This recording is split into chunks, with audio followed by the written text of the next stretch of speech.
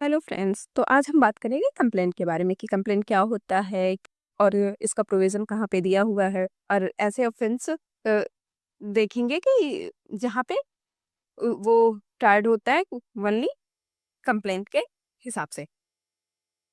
तो एक complaint is defined under section 2D of CrPC and section 2H of BNSS. Complaint define कहाँ पे है? सेक्शन 2D ऑफ सीआरपीसी के section 2D में और सेक्शन 2H ऑफ बीएनएसएस के 2H में।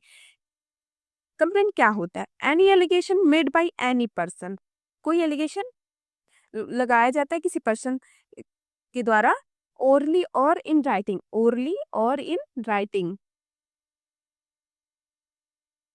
ओरली और in writing to magistrate to some person has committed an offence. कि कोई कंप्लेन मतलब होता है कि कोई भी एलिगेशन किसी व्यक्ति द्वारा लगाया जाता है, यानी जो भी ओरली ओरल या राइटिंग में मजिस्ट्रेट टू मजिस्ट्रेट के पास कि यह ऑफेंस कमिट हुआ है।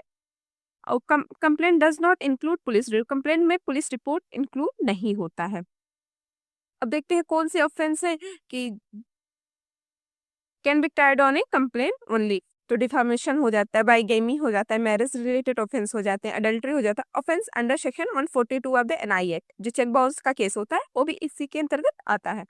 और फिर कंप्लेंट में एक केस है सुब्रमण्यम स्वामी वर्सेस मनमोहन सिंह, 2012 का केस है ये।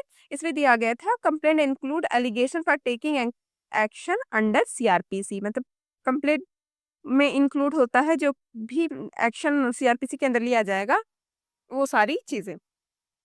तो बात करते हैं कंप्लेंट की। तो complaint is the foundation of criminal proceeding. ये क्रिमिनल प्रोसीडिंग एक फाउंडेशन होता है जो before a magistrate in case where precise intervention has not been solve, जो कि मजिस्ट्रेट के सामने लाया जाता है कि कंप्लेंट के बाद ही क्रिमिनल प्रोसीडिंग को आगे बढ़ाई जाती है। Thank you so much, please subscribe.